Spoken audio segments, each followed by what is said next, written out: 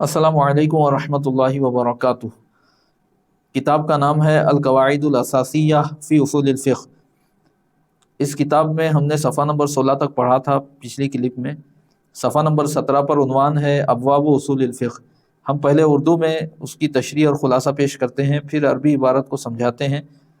तो इसी तरह मामूल के मुताबिक पहले उर्दू ख़ुलासा आप हज़रात के सामने है। इल्म उसूल फ़िक़्ह के अबवाब। इल्म उसूल फ़िक़्ह के अबवाब क्या हैं, यानी इस किताब में किसी भी इल्म उसूल फ़िक़्ह की किताब में किन किन अबवाब पर बहस और गुफ्तगू होती है। फरमाते हैं इल्म उसूल फ़िक़्ह चंद अबवाब पर मुश्तमिल है। खुसूसन इस किताब में जिन अबवाब को लाया गया है, यानी अल-क़वाइदुल असासिय्या में जिन अबवाब को लाया गया है वो ये हैं। नंबर 1, कलाम की किस्में। जैसे कलाम की कई एतबार से किस्में होती हैं। एक एतबार से कलाम की किस्में होती हैं, कलाम हकीकत और मजाज दो किस्म का है। इसी तरीके से कलाम ख़बर होता है, कभी इंशा होता है, वगैरह वगैरह। तो कलाम की किस्मों पर बहस की गई है। नंबर 2 है अम्र, नंबर 3 है नहीं, नंबर 4 है आम, यानी किसी लफ्ज़ का आम होना, उसके तहत वो बहुत सारी चीज़ों का आना, फिर उसका मखसूस अनुल बाज़ होना ना होना वगैरह। नंबर 5 ख़ास, नंबर 6 मुबय्यन, नंबर 7 मुजमल, नंबर 8 ज़ाहिर, नंबर 9 मुअव्वल, नंबर 10 साहिब शरीयत सल्लल्लाहु अलैहि वसल्लम के अफ़ाल, हुज़ूर अलैहिस्सलातु वस्सलाम के अफ़ाल से मुताल्लिक़।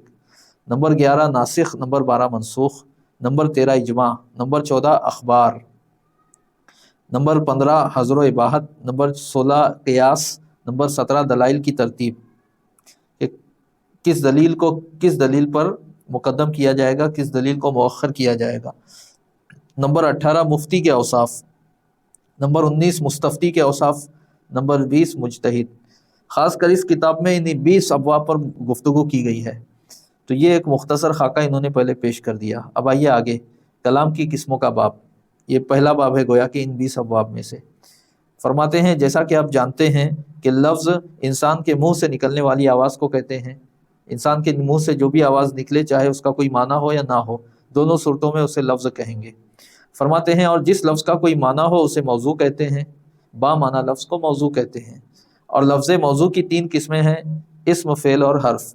अगर आपने नहू की किताबें पढ़ी होंगी तो ये सारी बातें आप जानते होंगे। और जैसा कि उसूल फ़िक़्ह जो है ये नहू और सर्फ पढ़ाने के बाद ही पढ़ाया जाता है। तो फरमाते हैं कि सबसे कम अल्फाज जिनसे मिलकर कोई कलाम बनता है वो या तो नंबर 1 2 इस्म हैं, जैसे अल्लाह अहद। लफ्ज़ अल्लाह भी इस्म है, अहद भी इस्म है, तो 2 इस्मों से मिलकर ये कलाम बना, इसका मतलब है अल्लाह एक है। या नंबर 2 एक इस्म और एक फ़ेल है, कम से कम एक इस्म और एक फ़ेल हो तो कलाम बनता है। जैसे कामा मुहम्मदुन, यानी मोहम्मद खड़े हुए, यहाँ पर कामा फ़ेल है, मोहम्मद जो है इस्म है। नंबर 3 है एक इस्म और एक हर्फ है जो निदा में है, जैसे या ज़ैदू। तो उसूली इसे भी कलाम की एक किस्म शुमार करते हैं। ब्रैकेट में है, अगरचे यहाँ या हरफ निदा को फ़ेले मुज़ारे अदऊ के कायम मकाम माना जाता है, लेकिन बज़ाहिर या एक हर्फ है और ज़ैदू एक इस्म है। नंबर 4 है एक फ़ेल और एक हर्फ है, यानी सबसे कम वो अल्फाज जिनसे मिलकर कलाम बनता है उनकी चौथी किस्म है कि एक हर्फ होगा और एक फ़ेल होगा, इनसे मिलकर कलाम बनेगा। जैसे मा कामा, यानी वो नहीं खड़ा हुआ। लेकिन फरमाते हैं आगे, और इस आखिरी किस्म को बाज़ उलमा ने साबित माना है, क्योंकि उन्होंने उस ज़मीर को जो कामा में पोशीदा है उसके लफ्ज़न ज़ाहिर ना होने की वजह से, यानी उसके बारिज़ ना होने की वजह से, पोशीदा होने की वजह से उसे एक मुस्तकिल कलमा शुमार नहीं किया है, मगर जुमहूर उलमा उसे एक मुस्तकिल कलमा शुमार करते हैं। यानी कामा में हुआ ज़मीर जो पोशीदा है उसे एक मुस्तकिल कलिमा शुमार करते हैं। तो हुआ इस्म है, तो कामा फ़ेल और इस्म, तो इस्म और फ़ेल से मिलकर गोया कि ये कलाम बन रहा है। यानी उनके नज़दीक मा कामा दूसरी किस्म से है, ना कि कोई अलग किस्म है। दूसरी किस्म हमने क्या पढ़ी, एक इस्म और एक फ़ेल हो, तो इन दो से मिलकर कलाम बनता है। तो यहाँ भी मा कामा में भी वही है कि कामा जो है फ़ेल है और हुआ ज़मीर पोशीदा उसमें वो इस्म है। तो जुमहूर के नज़दीक ये कोई अलग किस्म नहीं है। फिर कलाम की चंद किस्में हैं जो किताब में बयान की गई हैं। नंबर 1 ख़बर, वो कलाम है जो सिद्क़ व किस्ब का एहतमाल रखता हो, यानी जिसका सच्चा होना भी मुमकिन हो, झूठा होना भी मुमकिन हो। उसी को ये कह रहे हैं कि सिद्क़ व किस्ब का एहतमाल रखता हो, यानी जिसके कहने वाले को सच्चा या झूठा कहा जा सके। अब इसके बाद मज़ीद 6 किस्में हैं। تو یہ جو باقی کی 6 قسمیں ہیں یہ انشاء کی قسمیں ہیں، یعنی اولاً 2 قسمیں ہیں، نمبر 1 خبر، نمبر 2 انشاء، پھر انشاء کی یہ باقی قسمیں انہوں نے بیان کی ہیں۔ نمبر 2 امر، وہ کلام ہے جو کسی کام کو کرنے کے مطالبے پر دلالت کرے، جیسے اضرب تو مار۔ نمبر 3 نہیں، وہ کلام ہے جو کسی کام کو ترک کرنے کے مطالبے پر دلالت کرے، جیسے لا تضرب تو مت مار۔ نمبر 4 ہے استخبار یعنی استفہام، جیسے حل ضرب زید، کیا زید نے مارا۔ نمبر 5 ہے تمنی، اس چیز کا طلب کرنا ہے جس کے محال ہونے کے سبب اس میں لالچ کرنے کی کوئی گنجائش نہ ہو، یعنی آدمی اس میں لالچ نہیں ہے، ہاں ایک تمنا ہے لیکن لالچ نہیں ہے، کیوں؟ کیونکہ وہ محال ہے۔ مثلاً الا لیت الشباب یعود یوما، کاش کہ کسی دن جوانی لوٹ آئے، تو جوانی کا لوٹ آنا یہ ناممکن ہے۔ تو تمنی کی ایک قسم تو یہ ہے کہ جس کے محال ہونے کے سبب اس میں لالچ کی کوئی گنجائش نہ ہو، اور دوسری قسم ہے یا جس کے حصول میں دشواری ہو، یعنی وہ محال تو نہ ہو، ممکن ہو مگر اس کے حصول میں دشواری ہو، جیسے کوئی نا امید ہو کر کہے لیت لی مالا فاحج بہ، کاش کہ میرے پاس مال ہوتا تو میں اس کے ذریعے سے ضرور حج کرتا۔ اس کی امید نہیں ہے مال آئے کہیں سے، اس کی کوئی امید نہیں ہے، یا تو وقت نکل گیا ہے حج کا، یا اس کے پاس مال اتنا آئے کہ حج کرے، اس کی بظاہر کوئی امید نظر نہیں آتی، تو نا امید ہو کر کوئی کہے یاسیت کے ساتھ لیت لی مالا فاحج بہ، کاش کہ میرے پاس مال ہوتا، میرا مال ہوتا تو میں اس سے ضرور حج کرتا۔ تو کہنے کا مطلب یہ ہے کہ تمنی کی 2 قسمیں ہیں، ایک محال، دوسرا ممکن مگر دشوار۔ نمبر 6 ہے عرض یعنی نرمی کے ساتھ کسی چیز کو طلب کرنا، یعنی اس میں حکم دینا نہیں ہے بلکہ نرمی کے ساتھ کوئی گزارش ہے، جیسے الا تنزل عندنا، کسی آنے والے یا کسی مسافر سے کوئی عرض کرے الا تنزل عندنا، کہ کیا تم ہمارے پاس نہیں اترتے، کیا تم ہمارے پاس نہیں اترتے، یعنی گزارش کر رہا ہے کہ کاش کہ بڑا اچھا ہو اگر آپ ہمارے ہاں ٹھہریں، ہمارے ہاں قیام کریں، ہمارے ہاں اترے۔ تو یہ عرض ہے، اور یہ بھی جو ہے کلام کی ایک قسم ہے، مگر جیسا کہ میں نے بتایا کہ پہلی قسم خبر ہے، باقی ساری قسمیں انشاء ہی کی قسمیں ہیں۔ نمبر 7 ہے قسم یعنی حلف اٹھانا، مثلاً واللہ لا افعلن کذا، قسم خدا کی میں ضرور ضرور ایسا کروں گا۔ تنبیہ، آخری 6 قسمیں انشاء کہلاتی ہیں، اور انشاء خبر کی قسیم ہے، انشاء جو ہے وہ خبر کی قسیم ہے۔ بہرحال میرا خیال ہے کہ آپ حضرات بڑے واضح اردو انداز میں ہم نے آپ کو سمجھایا ہے، آپ سمجھ گئے ہوں گے۔ اب انشاءاللہ ہم عربی میں بھی آپ حضرات کو سمجھانے کی کوشش کریں گے۔ القواعد الاساسیہ کے صفحہ نمبر 17 پر آئیے، عنوان ہے ابواب اصول الفقہ، اصول فقہ کے ابواب۔ فرماتے ہیں یشتمل علم اصول الفقہ علی ابواب متعددۃ، کہ علم اصول فقہ چند ابواب پر مشتمل ہے، وہی اور وہ یعنی یہ ابواب کون سے ہیں؟ نمبر 1 اقسام الکلام، کلام کی قسمیں۔ نمبر 2 الامر یعنی امر۔ نمبر 3 النہی یعنی نہیں۔ نمبر 4 العام یعنی عام، وہ کلام جو عام ہو۔ نمبر 5 ہے خاص، الخاص۔ نمبر 6 ہے المبین۔ نمبر 7 ہے المجمل۔ نمبر 8 ہے الظاہر۔ نمبر 9 ہے المؤول۔ یعنی جب ہم پڑھیں گے تو پہلے تعریف وغیرہ پڑھیں گے، خلاصہ پڑھیں گے، اس کے بعد ہی اس کے مسائل پڑھیں گے۔ تو آپ اطمینان رکھیں، ان سب اصطلاحات کا معنی اور تعریف ہم ان کے ابواب کے شروع ہی میں پڑھ لیں گے، یہاں پر صرف ایک اجمالی خاکہ پیش کیا گیا ہے۔ نمبر 9 ہے المؤول۔ نمبر 10 ہے افعال صاحب الشریعہ صلی اللہ علیہ وسلم، یعنی صاحب شریعت صلی اللہ علیہ وسلم کے افعال۔ نمبر 11 ہے الناسخ۔ نمبر 12 ہے المنسوخ۔ نمبر 13 ہے الاجماع۔ نمبر 14 ہے الاخبار، خبر کی جمع اخبار۔ نمبر 15 ہے، یہاں روایات احادیث وغیرہ مراد ہے۔ نمبر 15 ہے الحظر والاباحۃ۔ نمبر 16 ہے القیاس۔ نمبر 17 ہے ترتیب الادلہ، دلائل کو مرتب کرنا، دلائل کو ترتیب دینا۔ نمبر 18 ہے وصف المفتی، یعنی جو مفتی ہے اس کی کیا صفتیں ہیں، اس کی کیا شرطیں ہیں۔ نمبر 19 ہے وصف المستفتی، مستفتی کون ہے، اس کی شرطیں کیا ہے وغیرہ۔ نمبر 20 ہے مجتہد۔ انہی ابواب کے ضمن میں اجتہاد اور تقلید کی ابحاث بھی ہیں۔